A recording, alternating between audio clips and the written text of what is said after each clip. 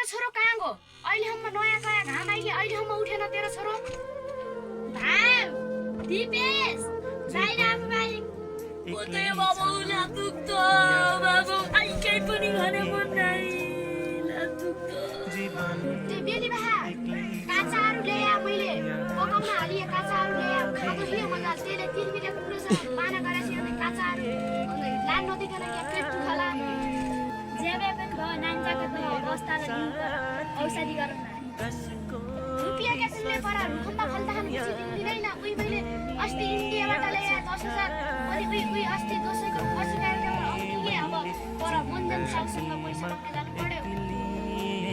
10-15,000 अस्ति साउले दिएछ फेरि दिदार कि नै क्या दिदार छु अब म खुट्टाउन ढोकरी हुँदा कि होइकन हुँदा कि अब जसरी पनि माग्नु भएको त छोरो मान्नु भन्दा त अब ती साउकन बिस्तारै तिराउन रे मलाई बुढी हेर्दै गर्नु अब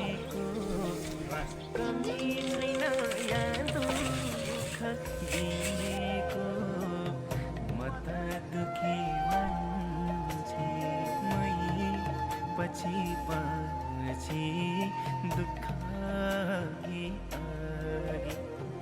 गाह्रो छ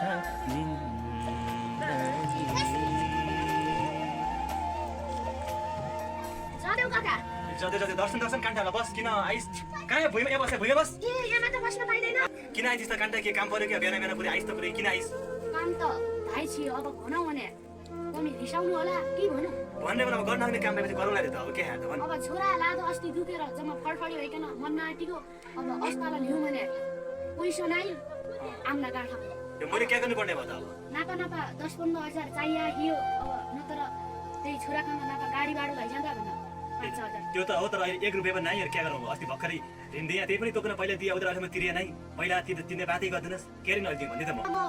खेत धितो राखी उदा कि घर धितो राखी उदा कि खेत बेची उदा कि इन्डिया गई उदा कि अब जसरी पनि अब तुममा पैसा अस्तिका आइका तिन्ने भए सबै गरी कति गरे अस्तिको 15,000 ह त अहिले कति चाहियो अहिले त खासै त चाहिया नै त्यही 5,000 हरि देऊ छोराखाना गाडीबाट भइसला अब पछि माग्दै रहला इन्डिया जाउँला एककुर एकमुष्टै तमी जति उदा 1 लाख त होला 1 लाख 2 वर्षमा कमाइकन तमी दिलु होला त गली अब यो छोरो मरि जाने खाको त त्यही 10-15,000 देऊ म त अब हैन अस पहिलाको ऋण त चुकाउनु पर्यो नि त अहिले त कहाँ हुन्छ त्यत्रो ऋण भइसक्यो त के तिर्छ भन्छ पछि अन्त के गर्छ तिर्छ ओइ यसले अति गरेले बाहिर धपा त आ त ओइ गोठालाले बाहिर धपा त्यसले यसले अति गरे निकाल बाहिर निकाल त्यसले फेरि बढी भन्दै छ जीवन एक्लै छ यहाँ कथा बेग्लै छ जीवन एक्लै छ यहाँ कथा बेग्लै छ हरेक दिन राति दुःख मेरो साथी कसको विश्वास गरौँ यहाँ दुनियाँ छ राति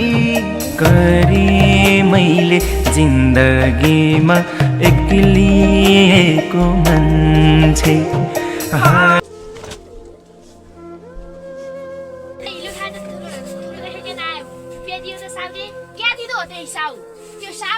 आफै ठुलो हौ आफै ऊ नेता हौ ज लाग्छ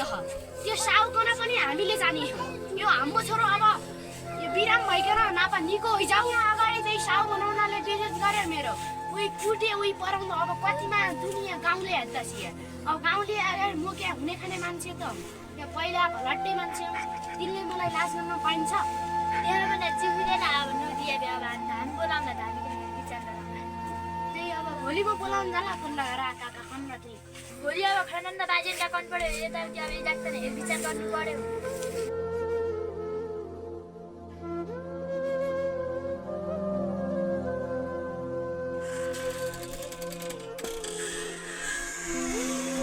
हामी त बेली भाइ के रेडी भइगयो हौ त ओ भित्तले त्यही खरा त्यही बस हामी त्यही विचार गर्दा हामी के अब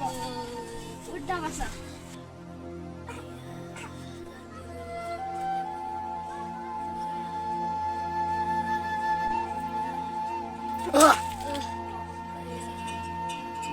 ये तो ना क्या हुई मेरे भाई मुझे क्या ले तू नो ना बा जाल में ढुला के है टाइम में चाल बजे ना तो पड़ी ना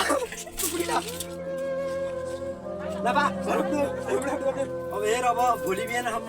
निको भएन भने पै मौका ल्याउनु हेर फेरि सकेसम्म त एखन म भोलि बिहान हम निको गरिहाल्छु ल अहिलेको लागि चाहिँ अब यो दाना खान लाउनु यहाँ राम्रोसँग गर्नु यो भोलि बिहानसम्म निको हुन्छ नपायो दाना खाँदा नाछिन्न बड्ड है गिला खुवाउँदै गर्नु है ल जा अब जीवन एक्लै छ यहाँ कथा बेग्लै छ जीवन एक्लै छ यहाँ कथा बेग्लै छ अब धामिकन पनि हेराइल्याउँ भोलि हम अब केही एक विचार हुँदा कि अब राम्रोसित सुधाइ छोरा राम्रोसित सुधाइ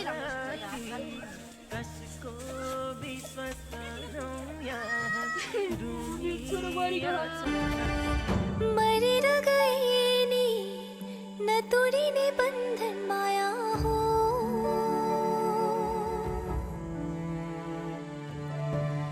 चाहेर पनि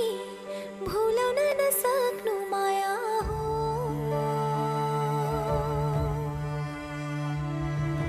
संसारलाई भुलेर उसैलाई चाहनु माया हो